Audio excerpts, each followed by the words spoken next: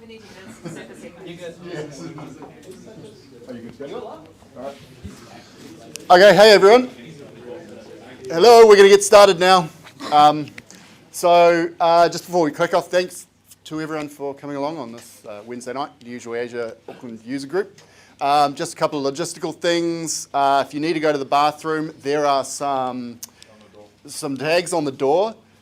If you go, the bathrooms are out by the lifts, but you have to go through the glass doors. If this is your first time, you need to take one of those tags because you won't necessarily get back in the glass doors. So don't get locked out there.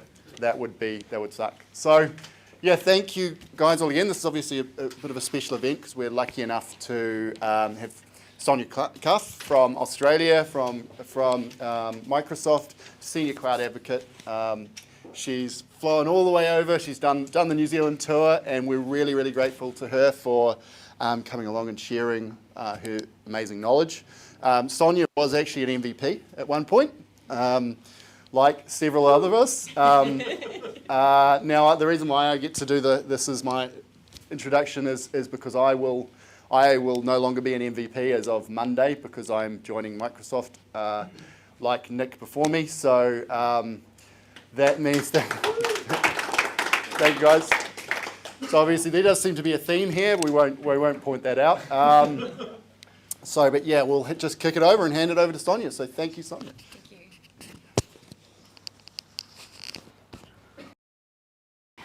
Hi, welcome everybody. So I am 7 degrees away from Satya Nadella. And the great thing about my organisation chart is that none of these people work for sales and marketing. So my role as a senior cloud advocate is to go and talk to technical people who are looking to put workloads in Azure. Quite often they might be keeping some on-prem as well, so we're talking hybrid.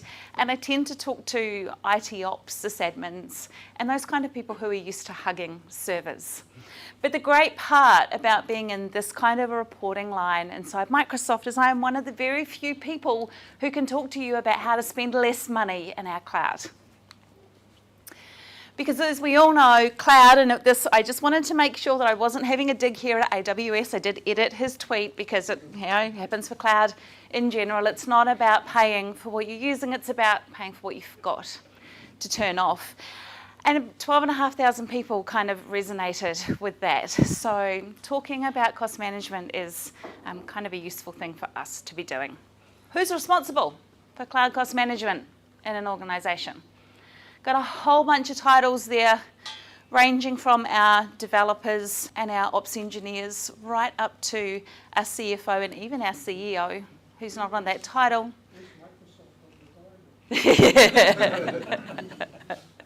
Hey, it's our job to provide it to you and keep those costs down. But look, in reality, it's kind of all of the above.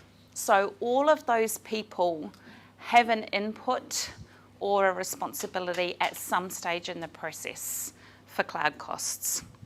The thing is that the way that we look at costs is different depending on the role that you do. And so if you're buying on-premises hardware, it appears as an asset on your balance sheet, and that increases your business value, and it does some tax reduction via depreciation. Now, bear with me with the accounting terms for a second.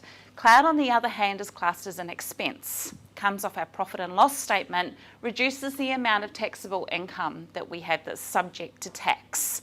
Now, that might not mean much to people that are provisioning servers or looking after applications, but these are the kinds of things that people like the CFO and the CEO are looking at when they're making decisions about where to spend money and what kind of IT products and services to buy. They've got these kind of implications in their minds because this has an impact on the company value, and for publicly listed companies, they've got to report that back to their stakeholders. So we've got those kind of things to take into account. At the end of the day, if we're doing cloud cost management right, it's falling into one of 3 areas. We want to get the processes in place to make sure that we're estimating those costs as accurately as we can.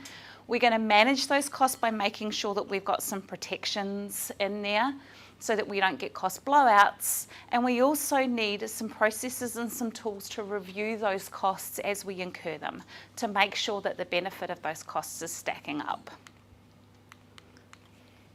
So let's start with estimating our cloud costs.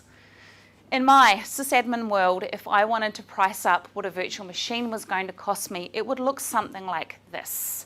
I'd figure out how much hardware I was going to need, maybe how much rack space if I was putting it in my data center, throw in some licensing, and then on the far right-hand side, there are a bunch of other costs that go into running that system. Now, it's not quite as easy for me as a server admin to quantify exactly how much electricity one virtual machine is going to cost me, or how much labour is going to be involved in looking after the hardware over the life cycle of the physical machine, or any replacement parts. So there's all of these other costs that go into that kit that aren't as easy to kind of add and factor in to that equation. When you're looking at the cloud in terms of how do I cost a virtual machine in the cloud, this is what a virtual machine looks like to Microsoft. You are spinning some meters inside our data center, and our meters look like this. You're using compute hours, IP address hours, data transfer, disk operations, and pretty much as a utility provider, that's all we see. Now, to ask you to try and estimate those for pricing up your virtual machine is a little bit tricky. In addition to that, we throw in a bunch of other things that you have to decide when you're putting workloads in the cloud that are also going to have an impact on the final cost of that system. Which region are you putting it in? Which disk types are you using? What's the licensing going to be? And even down to the licensing agreement for the subscription type that you're buying, and those kind of things. So there are a bunch of cloud decisions that you also need to make too. What if you're changing the architecture on the way? So if we've got something configured in one state, like going and buying the ingredients at home to cook, and then when we throw it up in the cloud, we're not just going to do a lift and shift, we're going to completely refactor the application and build it on serverless. So it becomes a little bit harder to try and compare apples to apples to say, this cost probably isn't going to be the same. Is it going to be better? Is it going to be worse? And how do I work all that out? Now, looking just at that picture, I could say, maybe frozen dinners are going to be more expensive than buying the raw ingredients, right? But there are some benefits to buying a frozen dinner. I don't have wear and tear on my kitchen as much, except for maybe using the microwave. I free up my time because I don't need to cook. And it's really easy for me to buy 4 different flavours of things to suit everybody in my household. So there are sort of benefits that come with making architecture changes like that too. So what about serverless?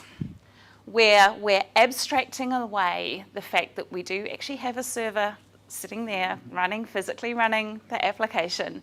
But you don't need to worry about not only the hardware, but now you don't need to worry about managing the operating system or patching it, for example. And so the thing to just be aware from a cost perspective with serverless is it runs sub-second billing. So that function is only going to cost you something when it fires. That sounds like a good thing, and it generally is, but you just want to watch because at scale, serverless can get pretty expensive. I actually tweeted something out the other day where someone, one of our cloud advocates had written a bit of a breakdown about, here's an application, if I did it in serverless, it would actually be pretty cheap, but if I go maybe Facebook scale, like super big, now I'm looking at $5 million a month. So you've just got to watch that there is a tipping point for serverless stuff. At the end of the day, it comes down to what's your budget. And one of the traps that people fall into is expecting a Game of Thrones style production and only having the budget for pool noodles. Okay? So it is also coming down to making sure that you've got realistic expectations about how much you're spending and what you're getting for it. So here's some design decisions that you're going to need to make that are going to impact your cost. Manage disks.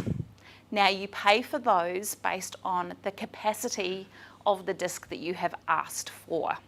If you have provisioned a 2 terabyte disk, you are paying for 2 terabytes of storage. If you have 256 gig on that disk, you are paying for 2 terabytes of storage. Those kind of design decisions matter. Tiers. Now that can be tiers for our virtual machines in terms of whether they're standard or low priority, for example, and that can be tiers for our storage accounts. So our storage accounts come in a couple of different flavours, and at one end of the scale to the other, we've got hot storage and we've got archive storage. Archive storage is significantly cheaper than hot storage.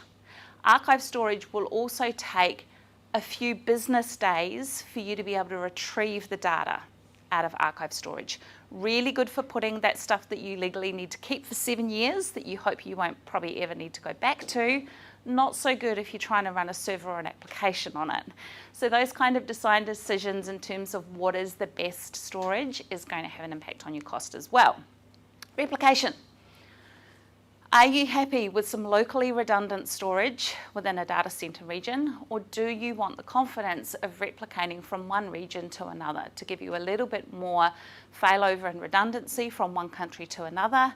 And also maybe if you're architecting for a multinational, you might be replicating data and systems into a different location because you've got staff over the other side of the world as well, and you want to put the data closer to them to reduce that network latency.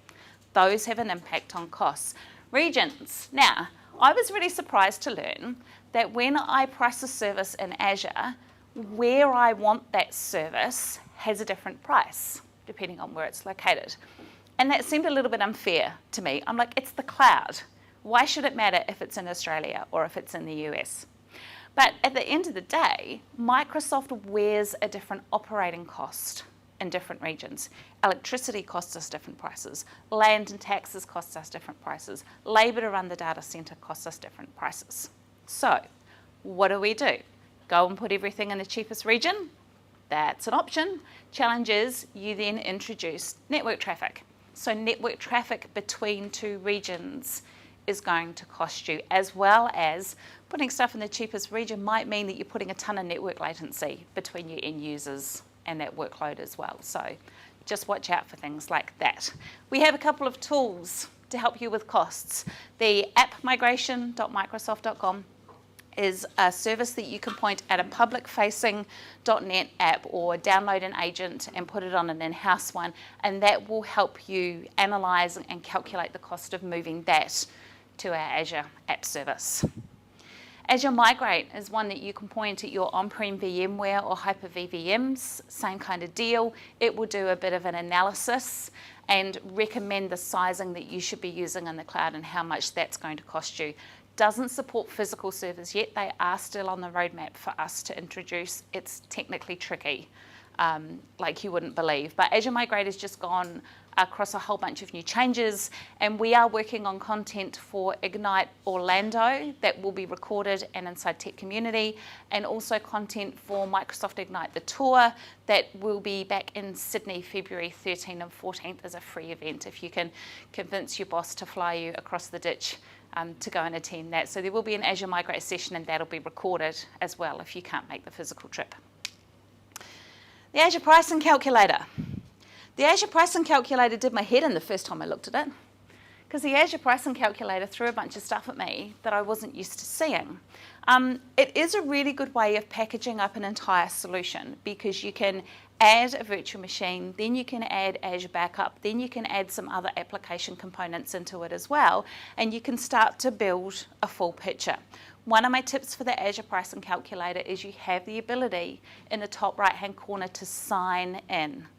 If you have an enterprise agreement, signing in means that you can access the pricing that is directly on your enterprise agreement rate card for our Azure services. If you don't have an enterprise agreement, or if you don't even have an existing Azure account, use a Microsoft account, and then you can save and share that stuff that you put in the pricing calculator, okay? You won't lose it when you close your browser. So signing in is a good tip. I've got one more tip when it comes to pricing of our virtual machines. So let me just jump into... Okay, so when you go to the pricing calculator, one of the things it says in there is instances. And instances are a little bit tricky to get your head around, because I'm used to going, when I price a server, I want to know how much CPU, how much RAM, how much disk space, all of those. And Microsoft bundles these things together and calls them instances. Best way to get your head around it, think of an instance as like a t-shirt size. So small, medium, large, extra large. T-shirts have different dimensions: body length, neck circumference, sleeve circumference, all of those kind of details that make up small, medium, large, extra large t-shirts. And the pricing calculator actually gives you a link, I'll show you back on the previous slide, where you can get a little bit more detail about when you would use these instances. So this page tells you when you'd use a D series or an E series or an A series machines, what kind of application workloads they're best suited for, and then gives you a list of all the configurations that they come in. So to get to that, in the Azure Pricing Calculator, right-hand side where it says more info, there is a little $ and a link that says pricing details. That's your clue to get into the information about instance sizes and how they're priced up. Total cost of ownership calculator. Has anybody used the total cost of ownership calculator? Is this the first time people are seeing the total cost of ownership calculator? It's not as well known. But the great thing about the total cost of ownership calculator is it really does give you an idea of just how much goes into the cost of running a workload. So let's go and take a look at that one. So with the total cost of ownership calculator, it starts off here and I can define my workloads. Now, top right-hand corner, I'm signed in. Signing in means that I can save and share this as well, just like I can for the pricing calculator. So I can go ahead and define my workload, and I'm going to take 3 physical machines. I'm just happy with all of those. And I'm going to turn on that they're actually 2008 R2 servers. Now, I'm not going to ask you to put up your hands if you're running any 2008 R2 servers still. But what that toggle box does is it mimics the fact that if I was to keep that on-prem, I'd need to start paying for extended support if I still want the security patches on that version. I don't need to pay for extended support for patches if I move it into Azure. Scrolling right along, we've got some more stuff we can add, like our databases, our backup storage, a little bit there for network traffic, and that's all kind of fairly standard stuff you'll get from your environment. We've got a couple of tweaks here. So Azure Hybrid Benefit, I'll talk about that a little bit more in a minute, but we can put on that we want to use that. There's that redundancy if we want to do geo-redundant storage, but this is where the fun stuff pops up. Electricity costs. Price per kilowatt hour. So Microsoft has done some analysis and come up with a bunch of kind of industry standards that they think, unfortunately in US dollars, and you can't change that, but how much does electricity cost? How much does it cost for a tape drive? How much is your IT labor costs, and how many servers does one IT person look after? And then there's a whole bunch of other things under here, even down to things like networking costs, where we've got network maintenance as a percentage of your hardware and software for your networking kit. So it does prompt you to think really heavily about all of those different costs that make up in your environment. Now, over 2 years, it's kind of no surprise that I'm going to show you something that is telling you that it's much, much cheaper to run it in Azure. But what the beauty of the TCO calculator is now we can scroll down and we can get even more detail of those costs. It's interesting to me to see that even though our total prices come down, we've still got a 6% IT labor component here. So this is not getting rid of sysadmin so much as to say, sure, you're moving it to the cloud, but if you're moving servers to the cloud as VMs, you're still going to have some IT admin overhead in that cost. Breaks it down even more with pretty graphs, and then we can even do a side-by-side comparison here in terms of our hardware versus our compute cost, and a really good side-by-side comparison breakdown. Now, you might not agree with all the numbers that are in here, but like I said, it's a really good tool to sit down and analyze. It's a really good tool to sit down and analyse your costs and your workloads. And it's the kind of thing that maybe some of your senior managers are wanting to have a look at and a greater level of detail of a breakdown in. So that's the total cost of ownership calculator. Yeah, Now, yes, go for it. do you have a site that can tell you what's the different cost between VMware and Azure or AWS and Azure? We don't. There are third-party tools and I can't name any off the top of my head, but there are some third-party cloud cost management providers that will do that, that will actually query both and tell you. Yeah, yeah. Yes. When you showed the cost comparison between on-premise and on Azure, Yes. and you said, oh, even then, you still have some labour costs. Yep. I don't understand that, because the way the charts showed it, didn't they show that the cost was more? They showed that the... cost was higher on Azure than on-premise. I thought that when I first saw the chart too. It's a percentage of the total spend. That's why it looks more, because the IT labour costs hasn't changed as much, but the overall total price has come down. So as a percentage, because you've gotten rid of a lot of the hardware software costs, the IT labour costs... 2% of more than 80,000 is more than 16,000, so? Oh, no, that's 20%. You're welcome to have a look at the numbers. And then you had 6% of around 19,000. So what's... The, yeah, the number does change. The IT labour cost between those two scenarios does change in the breakdown, and it also affects the percentages. Okay, so you're welcome to go into the calculator and have a nosy around and have a look. Sure. Yep. That goes without saying. Sure. Yeah. So from your experience, if my company is managed by a service provider, and now I move to Azure, is it going to save or? It depends on what your service provider is providing you, though. And look, that conversation is all about the fact that virtual machines per se still come with overhead and maintenance that they need looking after, whether they're on-prem or they're in the cloud. You still need to patch them. You need to make sure they're secure. You need to back them up and manage those backups. You know, there's a whole bunch of stuff that comes with server management, no matter where you put it.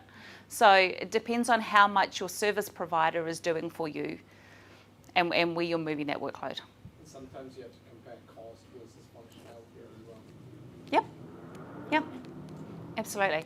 I mean, instantly, pretty much within Azure, you can either upscale or downsize that virtual machine workload, depending on whether or not it's underperforming or overperforming. If you need to scale it up because you've got more demand, and that's one of the things about the cloud is that elasticity if you need it. And the money you save, you can now spend on doing something else. Yep. Within the cloud. Yeah, absolutely. So, managing your cloud spend. Here are my tips for purchasing options. Use subscription types that have got hard limits to give your staff for training. Okay, if you've got IT people that need to play with cloud capabilities, sign them up for something like a Visual Studio subscription. That puts a credit inside their subscription that they cannot go over and above. Don't let training staff play on a pay-as-you-go subscription on your corporate credit card. You are asking for trouble. Visual Studio subscription is one, for example, that you can sign up that gives you a hard limit every month. Yeah, Visual Studio. Consider dev test subscription types. So you can actually get a dev test subscription, and they have lower rates for some workloads, not designed for production. So that's something to look at when you're buying your subscriptions. Or consider Azure Dev Test Labs. Now, Azure Dev Test Labs is something that you can provide your developers, and it has more built-in features for controlling things like automatic shutdown of systems. So in a dev test lab, you might really want to make sure that that's only running during work hours. So your dev test labs, you can set when that automatic shutdown is, but you can script that manually for your other environments, but dev test labs have some special features like that to help you control that. Low priority VMs are a thing, and they are, again, a lot cheaper than a standard virtual machine, but low priority VMs use unused processing capacity in our data centers when it's available. Okay? Definitely not good for your production workloads, for your servers that you need up and running 24/7. Really good for unit testing that can be done over a long time, batch processing of data that you don't quite care how long it takes to run over a period of time. Again, a much cheaper workload for those kind of environments. Reserved instances. So with reserved instances, if you know that a workload is going to be around for 1 year or 3 years, you can commit to a reserved instance. And that locks you in for pricing for 1 or 3 years and gives you a discount. I think it's about an 18% discount is a reserved instance price that you can do on our VMs. And then Azure Hybrid Benefit. Now, Azure Hybrid Benefit is a discount that we give you for bringing your server license up into the cloud. If you have an existing Windows Server license that is enrolled for software assurance, that's the one caveat, and you are going to bring that workload to the cloud and turn the server off on-prem, you're not going to be using it on-prem anymore, we will give you a discount for the fact you have brought your own license up to our cloud. This one attracted a little bit of controversy recently because we went in and modified some of the terms and conditions. And it came across like we were being anti-competitive and we were stopping you migrating your owned server license into somebody else's cloud. Now, what we really did was we altered the wording to more accurately reflect the intention of what that benefit is for. And what we had happen was we had customers who were going and using something called dedicated hosting. Dedicated hosting is something that you can buy from a cloud provider where your data and your services aren't just part of our infrastructure multi-tenanted like everybody else's. We'll actually commit to a piece of tin or a part of the data center that is solely yours as a dedicated host. Now, it's more private hosting than it is public cloud. And we were getting people bringing their license over and using that hybrid benefit when in essence, they're not moving it into a public cloud model. So we fixed the terminology to say that's not what it's intended for. You can't do that with dedicated hosting. And guess what? Azure has dedicated hosting and you can't do that in our cloud either. So Azure Hybrid Benefit is restricted. You can't use it on a dedicated hosting service, whether it's in AWS, Google Cloud, or Azure. It's just for our public cloud workloads. Question? Yes? So with respect to the hybrid benefit, Mhm. so let's say my use case is I have 200 cores with respect to the software assurance. Let's say I want to use all of those cores into hybrid Azure benefit. And let's say I wanted to create one more machine which will use the 201 core. So Right. is there any mechanism in Azure or Microsoft which will correlate whatever cores I have bought and whatever I'm using into the Azure? I don't believe so. Yeah. They will check it as something into, it will go into the software assurance, it will count my cores, and it will just tell Azure that yes, you are actually not, violating the terms. Yeah. I'm not sure. That's a very good technical question, and I'm more than happy to take that offline and get an answer for you. Yeah. Okay, Azure budgets. If you go home tonight and only do one thing from this talk, I want you to turn on Azure budgets. This is the canary in the coal mine.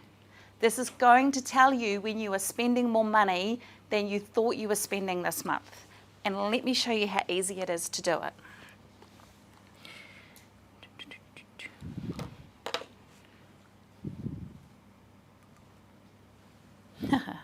No, that's the pricing calculator. Okay. So inside our Azure portal, under our cost management and billing blade, we'll find Azure budgets. Now, this is an enterprise agreement demo account, and there are a bunch of budgets that have been set up on this account because it's a test account and people play. But what it's doing is it's going through and refreshing all of these budgets that have been put in based on the current spend and giving me some nice little bars and graphics about which of these budgets are over and which of them aren't at the moment. I'm going to go in and add a new budget. Now, by default, it's picked up my billing account, but I'm going to add a filter. You see, there are a bunch of things that I can filter on for this budget. I can just budget on particular resource types or particular meters, for example. But there's also one down here called tags, and I'll talk about tags when we do governance. You see, as I've been going through, I've been tagging my resources with a tag called environment. And in those resources, I've got a value called dev. So this particular budget is only going to look at the costs of the resources in my tenancy across all of my subscriptions that have this particular tag on them of the dev environment. I'm going to give it a name.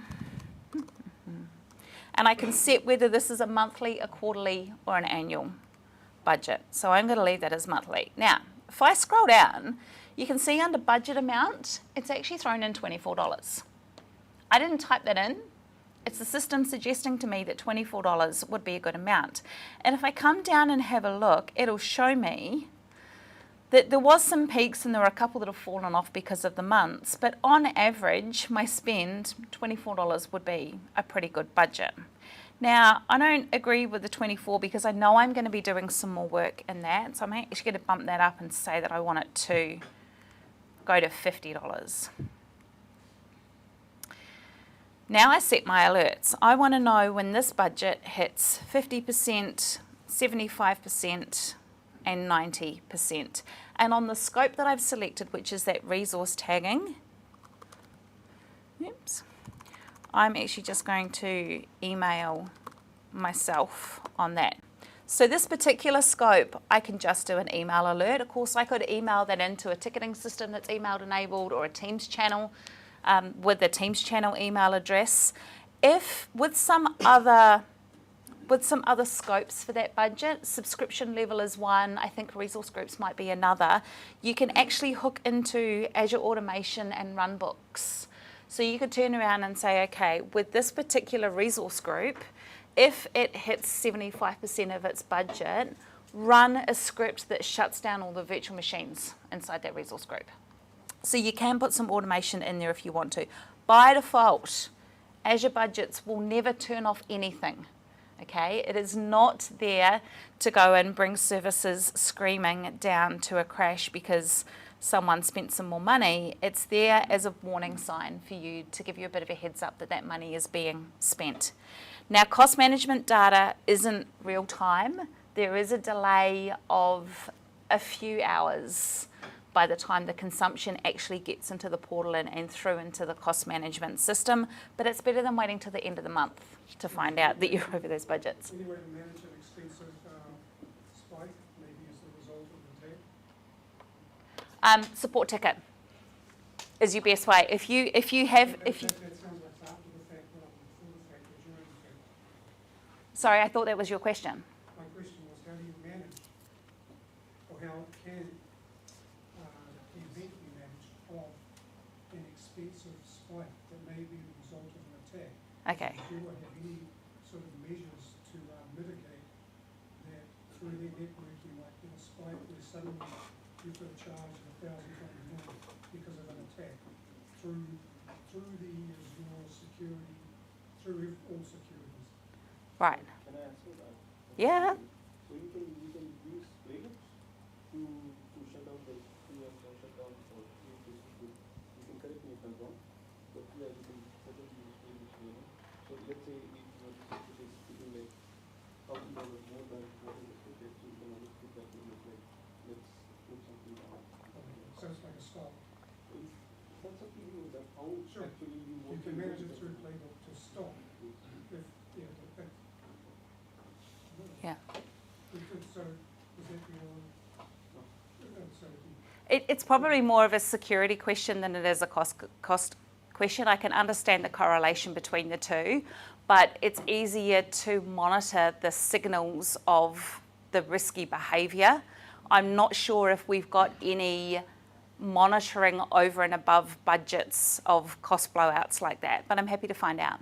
So budget is a free feature for... Yep. Is it enterprise level? Or It's you can spin up your own pay-as-you-go subscription with your credit card on it and use budgets. Yeah. In fact, it's really good for that. Yeah. My manager put me as global admin, but a lot of things I can't see. Does that mean everything is by subscription? And if so, can I use budget or not? It could be that you don't have access to the billing data. So it'll depend on the role-based access control that's been set on the subscriptions and your role. Sorry? I could global admin. Right. So global admin's a concept to access Azure AD, not Azure subscriptions. Yes. Yeah. Yeah, it's a different thing. It may be that you don't have access to the billing data, which is something that they can fix with that they need to change with the permissions. Yeah, actually I tried that. I'm not sure it's Azure or Amazon or something. I tried to do something like that, but it said my subscription So So there are only 3 roles. One is enterprise admin, one is department admin, and one is service admin. One is account owner as well. So total 4 roles. Who has access to the billing, to the budget and Yeah. billing. so I need to be admin role. Yes. I've got some links at the end to some more cost management data. So there is links to find the documentation at docs.microsoft.com that tells you exactly what roles and permissions you need to be able to use budgets and see the billing data. The billing contributor role. Yeah. Yeah. Yep. Okay, so Azure policy that we'll talk about when we get into Azure governance has a few features in it that are good for cost management as well. So you can set, either at a subscription level or inside a resource group, for example, what resource types are allowed to be created in that particular area and in that subscription. You can set which of the SKUs are allowed to be created. Now remember, we were talking about instance sizes for virtual machines. We've got some virtual machines called E-Series, really big powerhouse workloads. Will set you back about $5,000 US a month.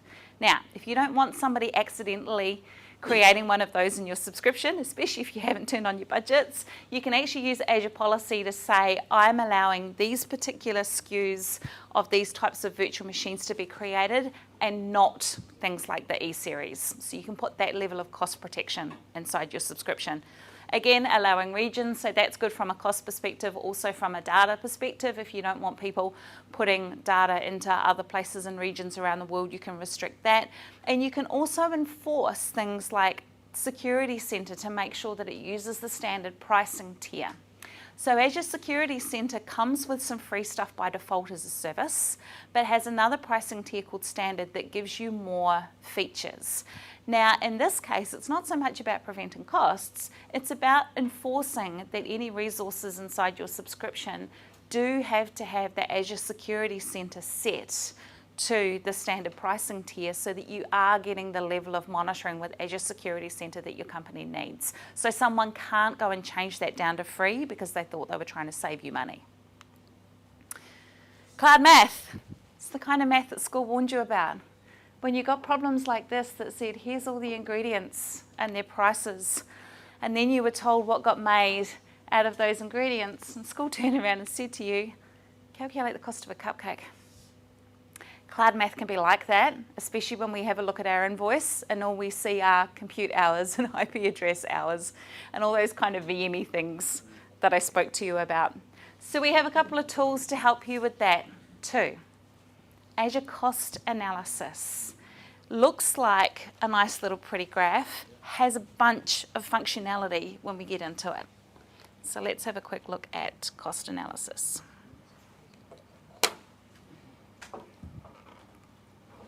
Again, in our cost management and billing section. Now, this one, I'm just going to turn off that budget because that's a test budget that just kind of clutters things up, and I've got my forecast turned off as well. So cost analysis tells me, looking at September, what my cost has been so far on this enterprise agreement. It gives me some graphs at the bottom that show me that bundled by service, bundled by location across my different regions, and bundled across my different enrollment accounts because this is an enterprise agreement. The power from this comes and when you play around with the grouping and the filters. So I'm going to start by grouping it by resource type. Is the meaning of enrollment account in like per user or something else? No, it's something else. It's specific to enterprise agreements and the way that those are billed and charged. Yeah. So grouping it by resource types gives me now a pretty coloured rainbow, and it splits this up. So we can see on the right-hand side that we've got the different kinds of resource types and how they contribute to the costs.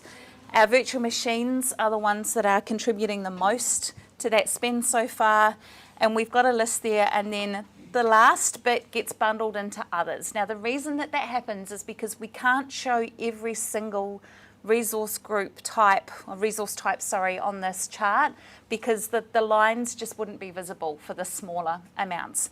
You can change that to a table view to see everything, and I'll show you that in a minute. But at the moment, I'm interested in this virtual machines because that's the most expensive one. Now, on this little chart here, I light up the different colour bands. If I go and click on the bright blue one, which is my virtual machines, you can see that at the top it's added that as a filter already. So I've actually got Microsoft Compute Virtual Machines. I could go in and add that filter and build this manually if I wanted to. This has just done the same thing. Now I'm going to go and group it by resource. So now I'm looking at, okay, inside my virtual machines, which virtual machine is the most expensive across my subscriptions?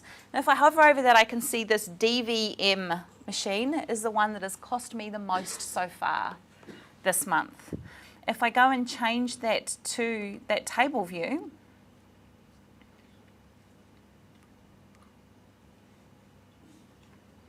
now I get a list of every single day in this period, each of the virtual machines and how much money they've been costing me. So this SQL VM one seems to be up here in terms of daily cost, but the DVM machine has actually been running for more days in the month. So even though it's only costing me $43.04 a day, it's been running for longer in September. So as a cumulative total, it's the more expensive one. And that's just a tiny wee teaser on what that cost analysis tool can do. Like I said, when I first saw it, I thought it was kind of a pretty little graph, but then someone showed me actually digging around on those filters to follow the bouncing ball to track where those costs are. With your network traffic, you can do things like the ingress and the egress and your disk operations as well to find out where those costs are spinning. Yes, it can, and I will get to that. Thank you, perfect segue. Look, great timing. So we have a consumption Power BI content pack, not a billing content pack. So the consumption content pack will tell you, how many hours and meters things have spun on those. And if you are up with Power BI, you can do a bunch of stuff on that. I'm not an expert in that Power BI content pack, but it's certainly something that you could put into your hook onto your description and have a look. We also have two APIs. So we have an Azure Consumption API and we have an Azure Billing API. So if you are, if you speak API or if you have another system that does, you can hook into those, and we will tell you if we change anything in those APIs, like the meta names, for example. And we've announced that you can also see your AWS cost data inside our cost analysis tools. That's a fairly new one. Now, because I told you I don't work for sales and marketing, I am going to tell you that there will be a charge for this, which is 1% of your AWS spend. So I don't want you to go home and have a look at it and get disappointed because there is a cost to this and I didn't tell you. But this graph in particular shows an Azure and an AWS spend in the same graph. And then we can use those tools that I just showed you with that filtering and that analysis to try and dig into where your AWS costs came from as well. That was pretty mind-blowing for me when it first got announced, but you can do it because it's something that our customers have been looking for. And as I said, there are some third-party providers that do cloud cost management tools where you can do this too. AWS have got an API. We've just plugged into that for you to hook up your subscription to, and they do charge us an API feed. That's where the 1% comes from. So I will make sure that we've got links for you to all download this complete slide deck. I have put in resources where I can. We have got documentation there on how to set up and configure that and how to manage your AWS costs in our tools. Let's take someone take a photo. Okay, cost management. Want to learn more? Inside Microsoft Learn, our free interactive training platform, we have a learning path on cost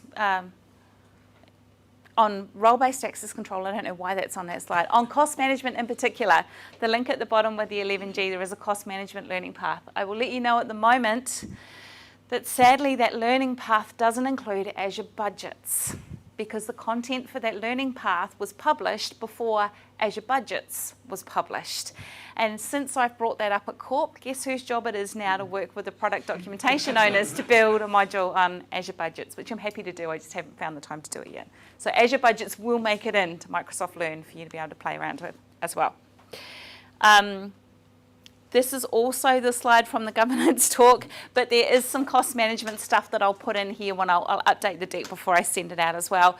Docs.microsoft.com is where all of our technical documentation lives. I will tell you honestly, it is a pain in the neck to try and find anything in there. My number one tip for finding stuff at docs.microsoft.com is to use your favorite search engine of choice, type in the term you are looking for, and put docs.microsoft.com in your search term. And that will get you the page that you want to say docs. So that is my cost management session. You are all welcome to go and get a drink, take a quick bathroom break, come and ask me any questions about costs that I haven't answered, and then in a couple of minutes we'll kick off and we'll look at the governance stuff. Thanks. No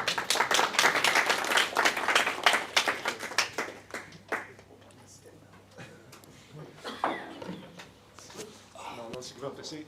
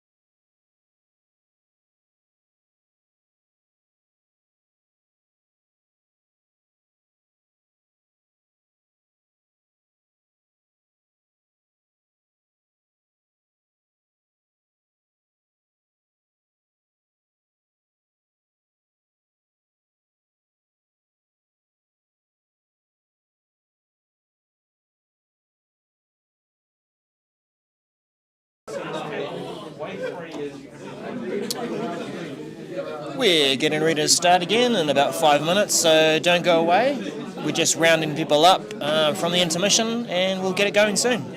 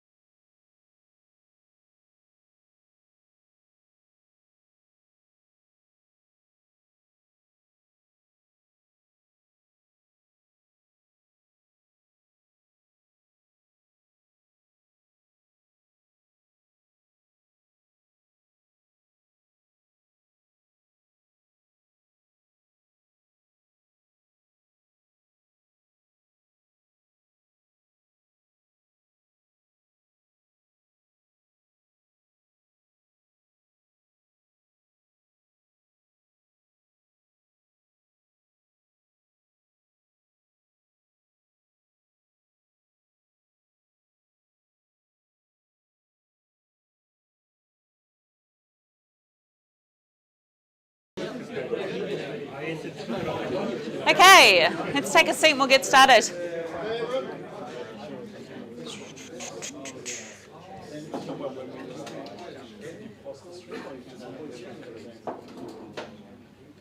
I feel like a school teacher. All right. Governance is not an exciting word. I don't know anybody who wakes up in the morning excited to go to work and do governance. The governor does. And maybe the governor's the only person that said that they wanted to do governance when they grow up. Like, it's not really a career path that we even think about with any much excitement. I think they delegated themselves. Yeah, I reckon. But what's even worse than doing governance is cleaning up the mess afterwards because you didn't do the governance and you've got into a world of pain. So,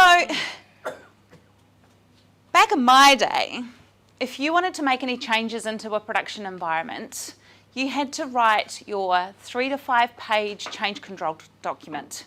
You had to tell me what you were changing, when it was changing, how long the outage was going to be for, what other dependencies might be impacted, and how you were going to back it out. And you brought it along to my change control meeting, and I approved or denied whether you were allowed to make that change in production. The problem we have with that is that the cloud can move really fast. We've got companies that want to be agile and stay ahead of the competition.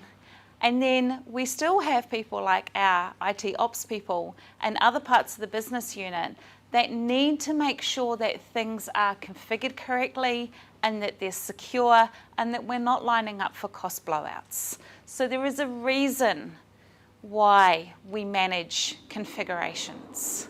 We are protecting the business from a risk that they might not see. So what we need to do is kind of get out of the way and address both sides of those equation. What we're doing with Azure is making the engine of the Azure Resource Manager do the enforcement and the auditing of our policies. So now we've got our cloud custodians, our IT ops people, or whoever else in the business that define those policies and those configurations and manage that. And then the engine will kick in when anybody wants to add or delete or change an Azure resource and tell them if they're allowed to do that or not, or flag up on our compliance dashboards if something has been changed. Let's let people be agile and do the work quickly, and let the engine monitor and police those policies that we need to keep an eye on. behind the covers, the architecture for that looks kind of like this. So here's a bit of an architecture diagram about what I've just said. Whether or not you are asking for a change or an addition via the Azure portal, via the CLI, via a third-party tool that's hooking into your environment, we use things like policy definitions and Azure Resource Manager templates and a whole bunch of those things in there, and then it's the engine that goes and does that match up against what the request is it allowed or not, am I going to audit it as an exception, and then it passes the change through to the cloud resource. Now, the most important part of this talk is something that I can't demo, and we refer to it as your Enterprise Scaffold. It's kind of going a little bit out of vogue at the moment in Microsoft. We've released some new documentation called your Cloud Architecture Framework. Cloud Architecture Framework is kind of the newer version of this, but I still really like this diagram. And what it is it's showing you that there are a bunch of tools and things that you can do inside Azure, but none of these are any good to you unless you have made some business decisions or some IT-based decisions. What kind of role-based access control are you going to enforce? What makes sense for your organisation? What costs do you need to report on, and how do you need to manage those? What security incidents are you going to monitor, and then what levels of alerting, and how is that alerting going to work? What are your naming standards going to be if you want to enforce some of those? And which of the Azure policy and the policy initiative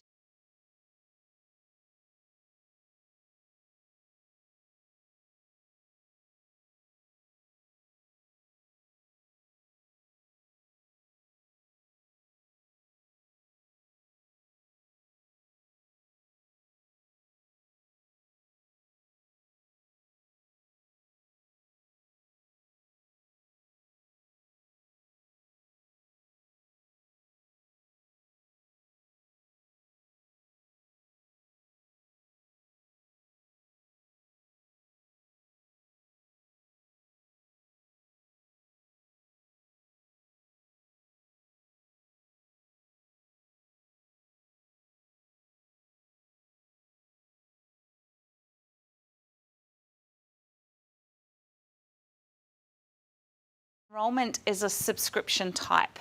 So a billing structure is actually very different from how you structure your resources inside that bill. So is an enrollment a subscription? An enrollment is a subscription type. Is it a sub-subscription? No, And enrollment's the agreement that you have between Microsoft and the enterprise? for the pricing. Yeah. So Like it's a that- subscription? It's not. No. So it's the agreement. So Microsoft and the company.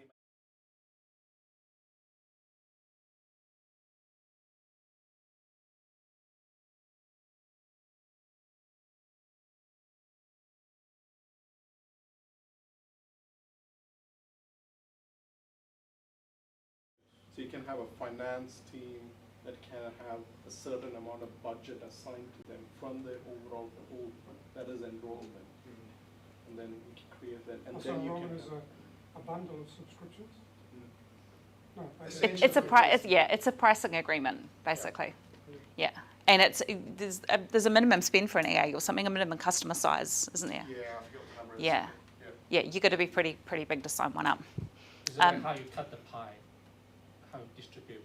You got a subscription and then you just distribute who or. And enrollment's the collection of pies. Yeah, it's all the pies. Pie shop. Yeah. So to complicate things even further, we've got something called management groups. And management groups are a collection of subscriptions. Okay?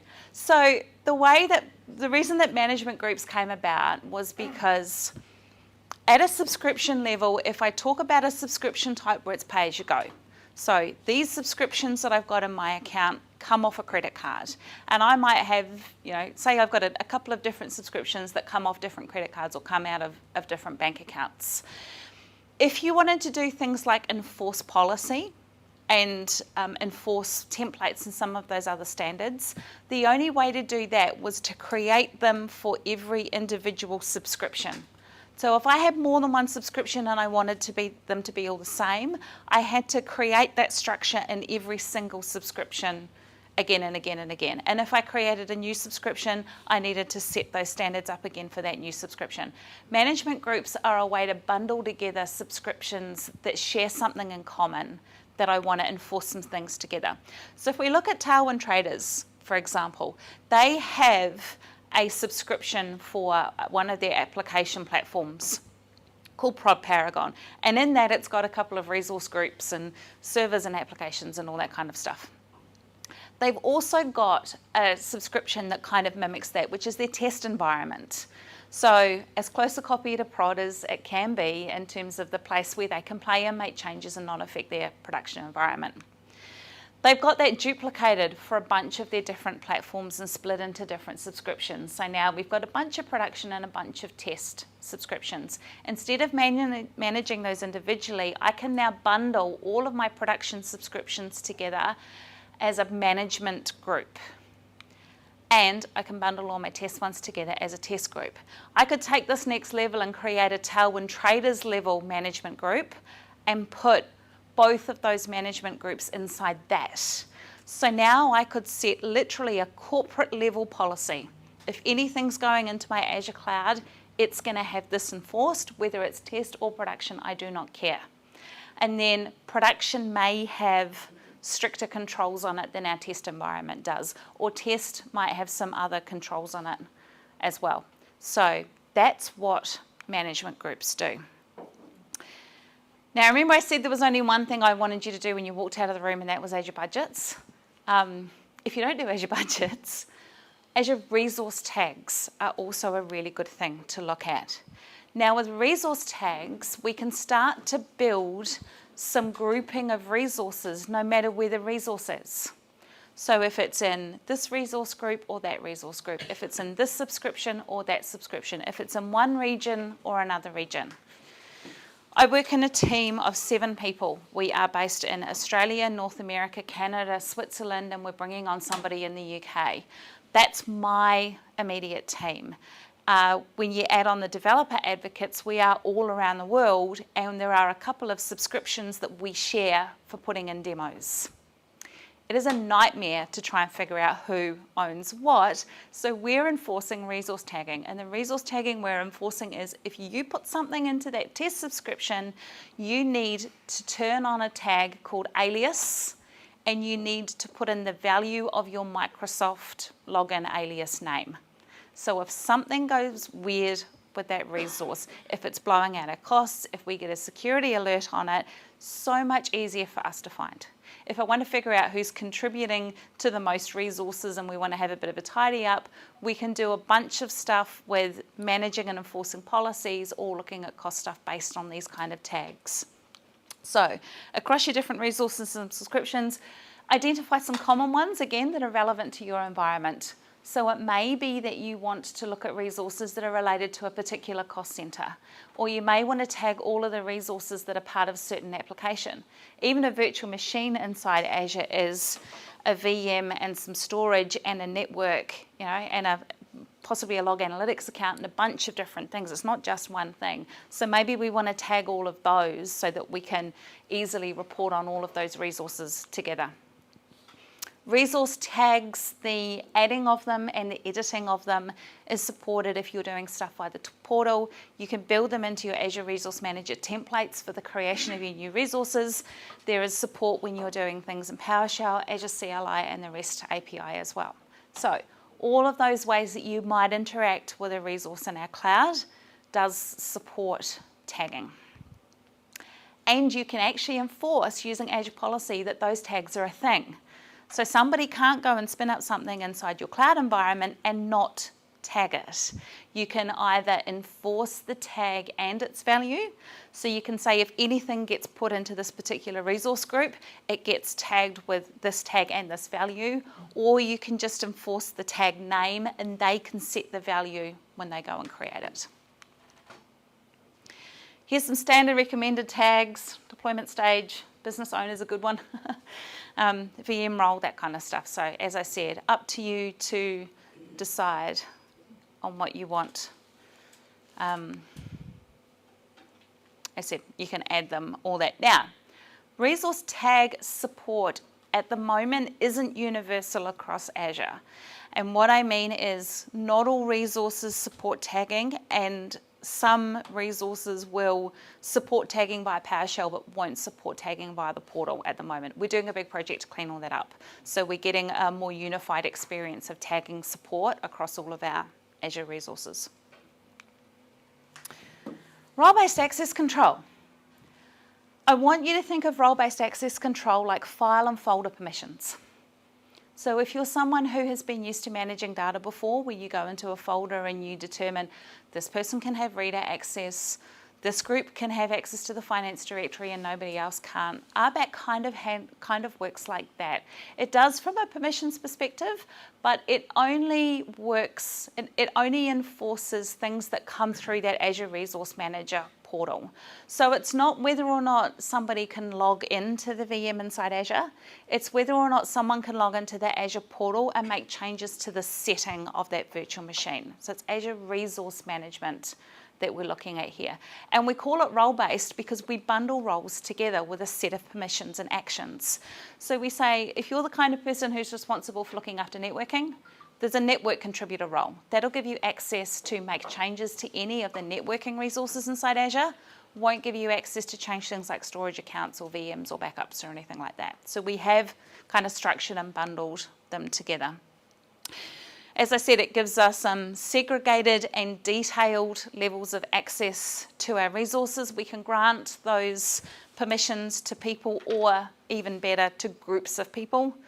So assign it at the group level, manage the group membership inside Azure Active Directory. And then we have a bunch of about 70 odd built-in role definitions. Recommend you use those when you can. Reason being, if we go and change anything, we'll update those role definitions because they're ours, we've built them in. But you can create custom roles with custom permissions as well. In essence, they kind of look like this. Owner level, contributor, reader and user access administrator. When I started working for the BNZ, we had a team called the data security team. And the data security team were the people who created your new account when you started at the bank. They also would handle if you changed your name, they'd rename you in the systems, they'd give you access to all of the different systems across the bank you needed to do your job, change those if you moved to a different department, that kind of stuff. For that kind of a team, the user access administrator role would have been really good because this would give them access to change the security permissions on the resources, but not access to change the resources themselves. So they don't actually get permission to do anything with the resource except for modifying the security on it. Can anybody see a flaw in that plan?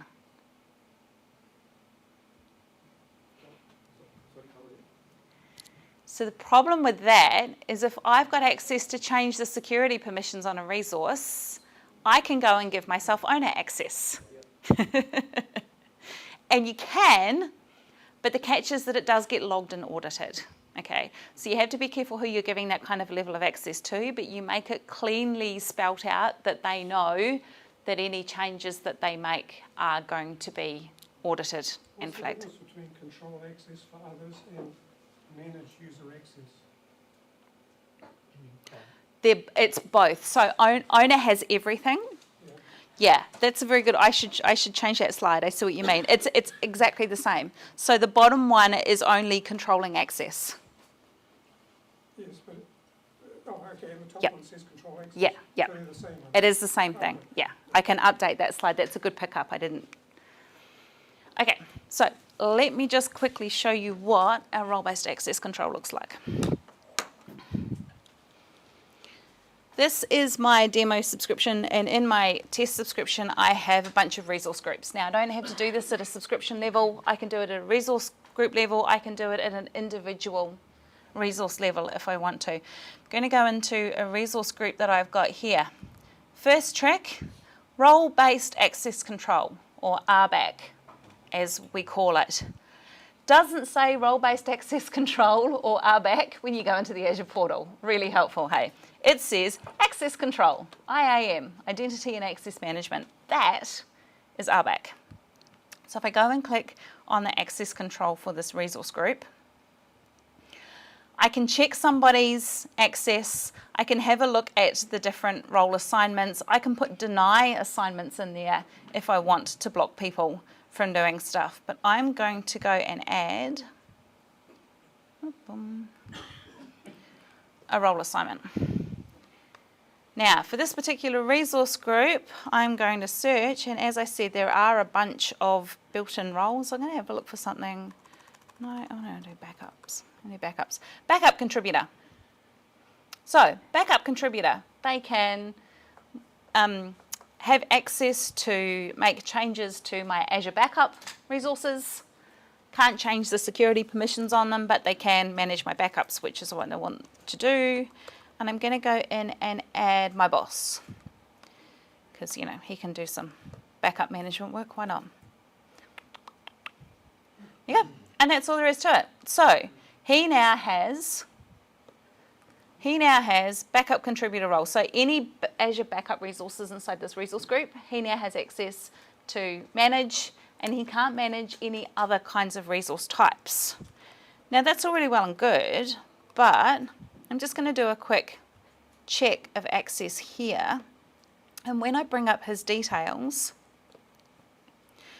he's actually also got network contributor. I didn't add that, but it says here that he's got the subscription scope. So I've added him with the network contributor role at the subscription level, and this resource group has inherited that. So that means in this particular resource group, he can manage the backups and the networking stuff, and in all my other resource groups, he'll just be able to manage the networking stuff.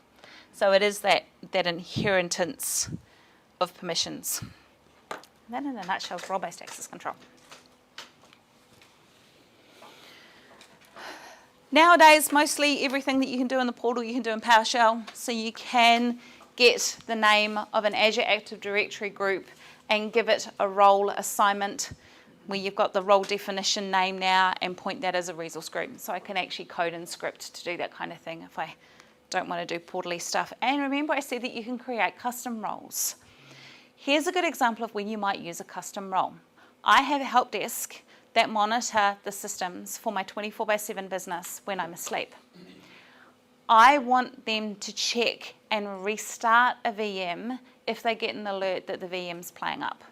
I don't want them to be able to delete the VM. I don't want them to be able to stop the VM without starting it again. I literally just want to give them the ability to log into the Azure portal and reboot the damn thing. Because you know what? Sometimes that fixes it. Fixes it enough so that they don't have to disturb me at 3 in the morning, and I can look at it when I get in if it gets the service back up and running. So I can create a custom role to monitor and restart VMs that lists all the different actions that they need. Now these roles and their permissions do have a list of things of what I want them to be able to do, and I can also put where that applies as well. So I can create these custom role definitions if I've got use cases that are outside of the built-in stuff. Azure policy. Sorry, yeah, question? No? Azure policies. Azure policies are really good for monitoring the configuration and enforcing the configuration of our resources. What are we reviewing? Do we want to put in some parameters? And what resources are we checking against this particular policy? Now, the parameters means that we can set a policy and enforce some of the soft coding when we apply it. So I might have a policy that only allows particular SKUs to be created, but when I go and apply that to a subscription or to a resource group, I want to individually tailor which ones are allowed then when I apply the policy at that level. So that's kind of how the parameters work. With our policies, we can audit whether something is in compliance or not, which appears on our compliance dashboard, and we can go and check that. We can get it to append if something's missing, like our resource tags. So we can put a policy to append a resource tag if someone goes and removes one and we want it back on there. We can deny things from happening, like expensive E-series machines from being created with a deny, and we can do a deploy if not exist. Deploy if not exist is a slightly different beast than append, Most often the use case for deploy, if not exist, goes something like this. With some of the services that monitor Azure virtual machines, they need something turning on inside the VM called a VM extension. At the moment, things like Azure Backup, Azure Log Analytics, Azure Monitor, some of those things need a VM extension that get turned on inside the VM. If the VM extension for Azure Monitor is not there, Azure Monitor cannot monitor that VM. So with a policy, I can go check my systems to make sure that that VM extension exists on my VMs. If it's not there, deploy it. So I know that those are all going to be healthy and they're all going to be monitored. That's a good use of our deploy if not exists. Here are some examples of what you can do with Azure Policy. Yes? Where was the script? Where was the script for that located? The script for... Well, that you just showed in the last slide. Definition. You would get that. Where do you put that script in? Where do you put that script? You put that script into the policy definition section inside the portal. Okay? You can get scripts off GitHub, and I'll cover that in a minute. But if you write your own script like this, there's a place in the portal where you upload it to. So is that PowerShell or JSON or something else? It's JSON. It's JSON. Yep. Yep. I remember there was another example called disable. I'm not sure. I'm not sure if disable is a thing anymore. I think deny might be the new disable. Let me check. So here's some examples. Inside our virtual machines, we can check for operating system settings like password settings, minimum, maximum length of passwords. We can make sure that our virtual machines are enrolled for Azure Site Recovery if we want to enforce that we've got DR on them. We can audit which of our VMs are pending a reboot. Really handy when we've deployed some patches, and be able to see that on our compliance dashboard. Audit whether any of our Linux VMs are accepting remote connections without a password. Making sure that our storage accounts and our disks are encrypted, and even things like ensuring that the network security group that has a VM in it that has internet access is hardened. So there are specific kind of policies and recommendations that it will come up with on our auditing dashboard for that. So they're kind of some good examples of policies. And as you can see, some of it's a little bit of a mix of Azure-y type stuff like network security group configurations, and some of it is what we call this in-guest configuration, which is how do we actually have the operating system settings configured inside our virtual machines that are inside Azure. A policy initiative is what happens when we take a bunch of policies and we put them all together. Now, if we want to enforce that an Azure resource is monitored in the Azure Security Center, there's about 40 different individual policies that need to be turned on. You can do that individually if you want, or you can turn on one policy initiative that says enable monitoring in the Azure Security Center, and that gets tracked as one thing on our compliance dashboard. Now, you can delve into the level of detail if a resource is not compliant with that policy initiative to find out which of the 40 particular policies it's failed on so that you can go and fix it. But it makes your dashboard a little bit clearer to see that as one item than it does as 40 different items. Some other examples there, SKUs across resource types. So I can have a policy initiative that says stop people doing expensive stuff, and it can have SKU restrictions for VMs and for expensive storage accounts, for example. They're two separate policies. Password security settings, all of those different expiry, password length, quality, all of that kind of stuff we can do as one.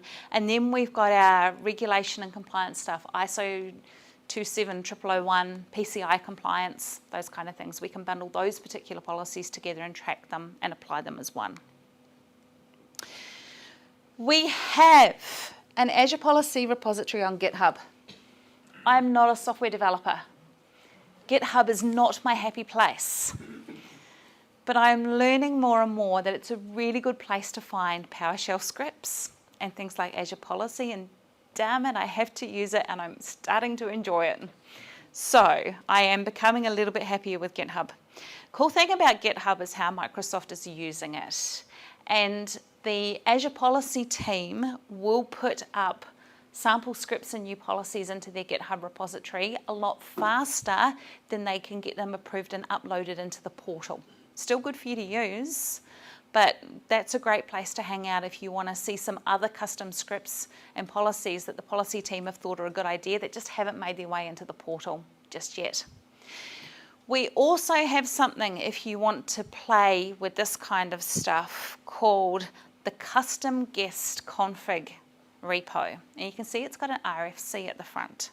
It's got an RFC at the front because the policy team decided that they wanted to test the waters with some stuff. So this is preview, play around with it kind of area. We want you to go ahead and dig into this stuff if you're comfortable with, and give us some feedback on it. And the custom guest config repo, if you don't look at anything else in there, one of the things I really like about it is a script to help you analyze, export, and import Windows Server group policy into Azure policy. Now, that's something that you cannot do in the tools yet. They are playing around with it a little bit. It basically means we need to start supporting custom policies for our in-guest VM stuff, which the portal doesn't do yet. And so there's some scripting in there. If group policy is your thing and you want to have a bit of a play with that, go ahead. It is only applicable to our server-side group policy settings, not our Windows desktop group policy stuff. You want to start playing with Windows desktop group policy type stuff in the cloud, you're going to be using Intune. Okay, so I will leave those links for you. Yes? Are you aware about any Azure policy which will add the server which is not added into the domain? Sorry, say that again. So any server which is not added into the domain controller, Yep. are you aware about any Azure policy which will enforce that thing onto the server? Whenever I create any server in Azure, that will add it into the domain controller? That's a good question. I'm not sure if we've got a policy for that or not. That is coming, that custom config that is, I've mentioned this before, the group, this is all built on top of DSC v2, that they are enabling custom configs, and then down the track, so that will custom policies that will say, you know, this is a domain join machine or it's not. Then further on down the track is planned for the ability to make adjustments to that VM, running VM based on the output of that. And that's all coming as part of that custom config stuff. So yeah, definitely, if you've got a use case, that team, and it's Michael Green as the product owner, he's looking for use cases for them to focus their, what businesses are needing to do that. So it's really cool. Nice, thanks. Can you, for example, to DAC, limit the number of servers that a user can specify to scale up to? I think you can do that in the virtual machine scale set.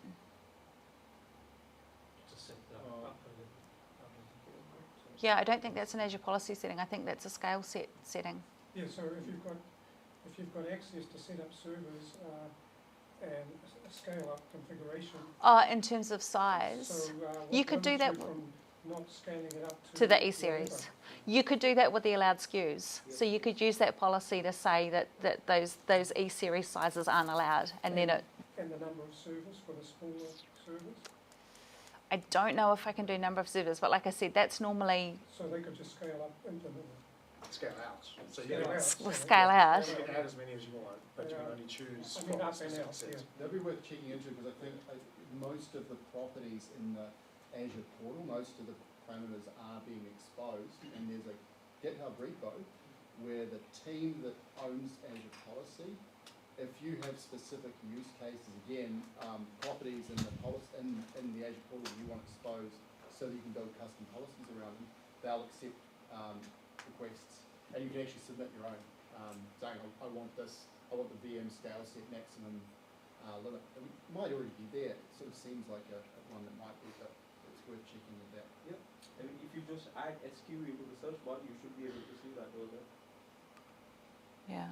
In the search bar, if you just write SKU, you should be able to find it. Yeah, but you're talking about the number. You might be able to custom script in. Yeah, because you'd have to query how many members of the resource type are in the resource group, Yeah, and from then the- like that. yeah, Up yeah, and down. yeah, yeah. Okay, so Azure policy, this is where all of our definitions live for our different types of policies. And if you were watching, you would have seen me scroll past. There's a whole bunch of ones at the top because I've sorted it by name that start with preview.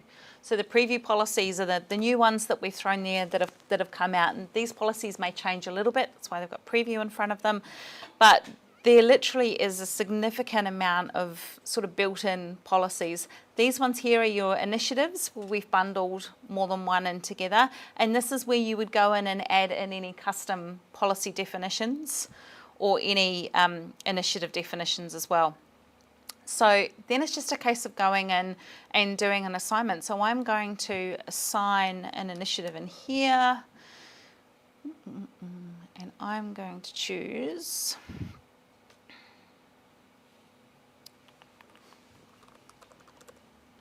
enable monitoring in the Azure Security Center, because I just want to make sure that that is something that happens inside my environment. And I'm setting this at my subscription level. That's the scope that I want it on, because I literally want everything in here. Now, these are all of those different policies that make up that definition. And I can have them set to audit if not exist or disabled. So I do have some level of granularity of tweaking these policies within this initiative. And then I'm going to go ahead and assign it. Now, I'm going to skip past managed identity for a second. Managed identity is needed for our deploy if not exists policies. And the reason that is because when you're deploying something that doesn't exist, that's a call into that Azure Resource Manager engine to do something. And when you do something, you need a credential or an identity to do it with. Now, we don't want to go putting usernames and passwords in there for every time this thing actions. So we use this managed identity with our resources that handles that. So this is now enabled on the subscription. It's a bunch of 88 different policies that are now managing the subscription. There's a few others that I had in there. And when I go into compliance, that's going to take a little bit of a time to go through and update. This was the one. See, it says not started because I've only just added that one in. So this is my dashboard. I've got a bit of work to do on here because I've got a ton that are non-compliant. But that tells me the resources that are not compliant, and I can start to drill into a level of detail to remediate those and fix. So what about not compliant? And fix them. It will depend. So...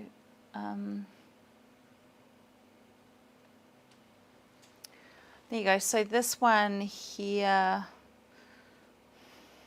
there's a few things, like I've got 4 non-compliant resources there. So I'd need to go into that resource and have a look and see in this particular policy. So this one here says secure transfer to storage accounts should be enabled on 4 of my resources. It isn't enabled, so I need to go in and enable that, and then they'd be compliant. Can you press mute on a subset of the policy? So like, I don't want secure transfer storage because it doesn't apply, but I want the rest of the policies to. Can you like mute? Can you mute a policy? So what you could do is for a particular policy inside a policy initiative, you could change it to disabled so it wasn't alerting on that policy, but that would apply to every resource that the policy initiative is applied to. Yeah. But the other thing you can do with policy is you can exclude things. So if you want to apply it to a resource group, but there's one particular resource in that group that you don't want that policy to apply to, or if you want to do it on a subscription level and exclude some particular resource groups, you can use exclusions to say, actually, do that everywhere except for here. Yeah. Sorry about Yeah. that. Who do you see doing the policy creation during the management of an Azure tenant within a company, right? Absolutely. Yeah. Which takes me nicely to Azure Blueprints. Why isn't compliance forced when setting up?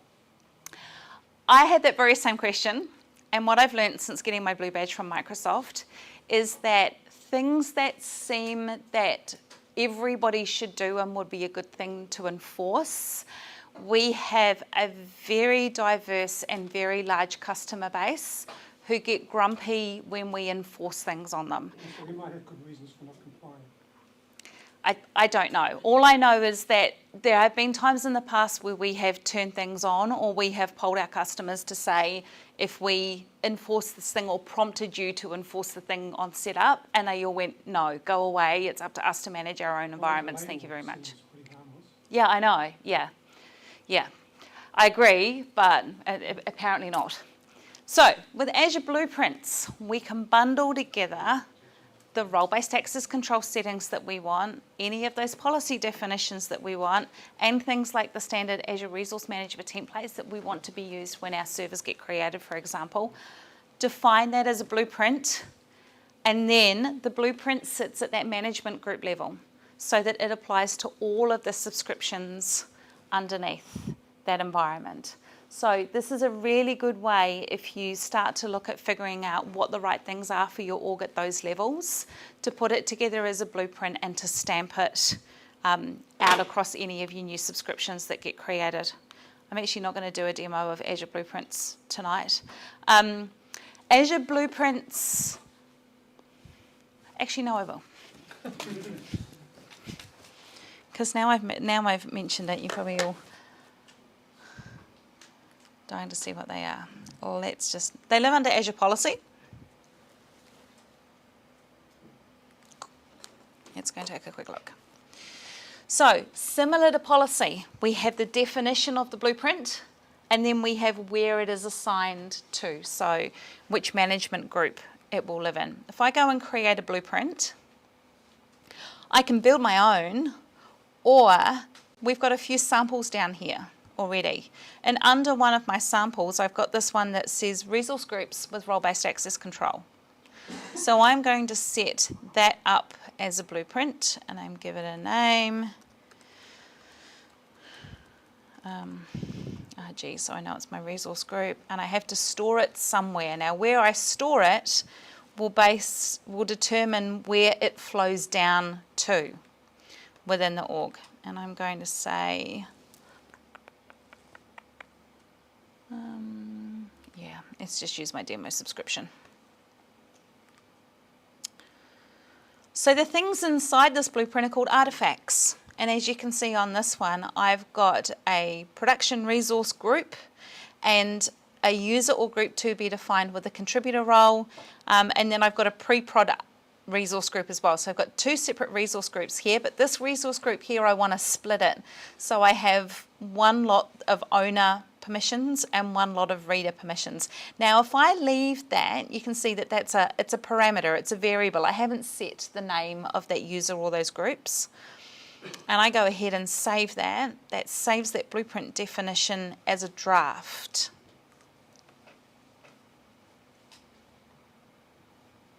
Saving blueprint definition. Thank you very much.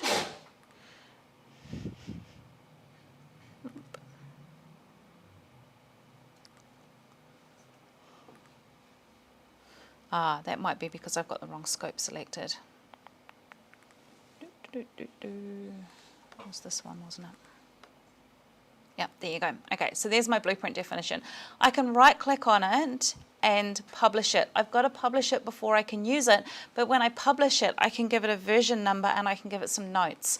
So now as I change that definition, if we make a change to which policies we're enforcing, for example, we can update the blueprint definition and publish it as a new version. So that's sitting there, it's not actually doing anything at the moment. Oops, sorry, I do need to go back there.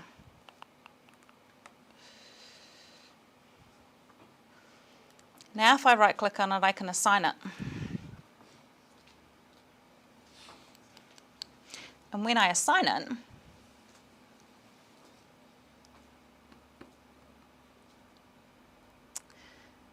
I actually think my stuff was in West US too. I can also lock it. Now, I haven't spoken about resource locks yet. Resource locks are a thing that you can turn on your resource locks to prevent people from deleting things accidentally. If you put a resource lock on something, you cannot delete it in the Azure portal unless you remove the resource lock first. Really good to prevent stuff from being accidentally deleted. Doesn't get in the way of people deleting things inside that resource. So if you put a resource, a do not delete lock on a database, you can still delete the data that's inside the database, you just can't delete the database. There are... How does anything scaling down? No, that has nothing to do with the resource lock. You can't remove. You can't put a resource lock on an automatic scale sen. If you were manually scaling down, you'd have to remove the resource lock if you'd put one on the VMs that you were killing. So you'd be scaling up from say 5 to 10, Yeah, and you had some resource lock on that configuration, you'd have to go delete the resource lock. to scale off. Yep. Okay. Yep. Now, there is one other little trick with resource locks. If you put a read-only resource lock on some resources, there are some actions that you can't do. I think in particular SQL, when you go and do a read that fetches some keys, it actually fails if there's a read-only lock on it. So there are a couple of tricky things, but generally they're really good to make sure that people don't do stuff they shouldn't be doing. So here are those variables. So with this blueprint, I can now go and set in there what I want those resource names and those resource locations, and set the names that are going to have those levels. So if I go through and set all these and assign it, then that blueprint is now assigning to that particular area where I've put it on. And that in essence is blueprints. They're not super technical, but they've been really good because it's been a capability that we haven't had before, and they do make management at scale a lot easier. The PowerShell commands for blueprints are catching up. Last time I did this presentation, there were a few missing. They just hadn't got into the PowerShell production engine yet. But we do have a little script called Manage Azure RM Blueprint. You can see that it's the old Azure RM style command. That command's been updated so that it does handle the new AZ PowerShell commands as well. And it gives you the ability to export or import or report what artifacts are in a blueprint using PowerShell. Now, exporting and importing blueprints, I mean, I could do that through the portal. One really good place that I've seen export and importing blueprints used, especially from a PowerShell perspective, is test to production. So if you've got a blueprint that wants to mimic your production blueprint and you want to make some changes to it, you can change that where you've got it assigned into your test environments, do all your testing and make sure that everything's happy, and then you could export that blueprint and then import it into your production environment. Now in your production environment, when you do that, you can also rename it in the process as well.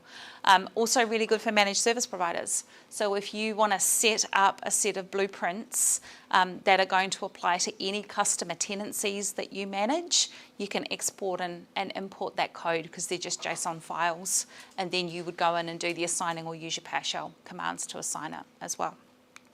So if we view the blueprint, are we going to view PowerShell or script or JSON? JSON. But you can use PowerShell to match the JSON, can you? So what would happen was the reporting command in that will actually just give you a list of like the policies and the RBAC. It's just a list inside your PowerShell window of what's in there. If you do an export, it will actually export the blueprint definition and then individual JSON files for each of the artifacts that are inside that. So you can go in and into the JSON in the separate files. Yep. So the artifact is the policy? The artifacts are the things that you've put inside the blueprint definition. So it's your resource groups, it's your policy definitions, and it's your ARM templates. Yep. There is some stuff inside Microsoft Learn on role-based access control. That's an interactive sandbox environment. It will actually step you through an exercise to do some RBAC type stuff inside that environment. And I have given you some quick links in this presentation to some of the more helpful documents inside docs.microsoft.com for our governance, our RBAC, our policy, and our blueprints. So if you want to go in and take a look at that, that's all inside Docs. That is me. I've talked enough this evening. I thank you very much for your time and for your company this evening. I hope that was useful and you got a lot out of it. And as I said, I will get my slide deck to the organisers so they can post that on Meetup and you can download it to your heart's content. Thank you very much for your time.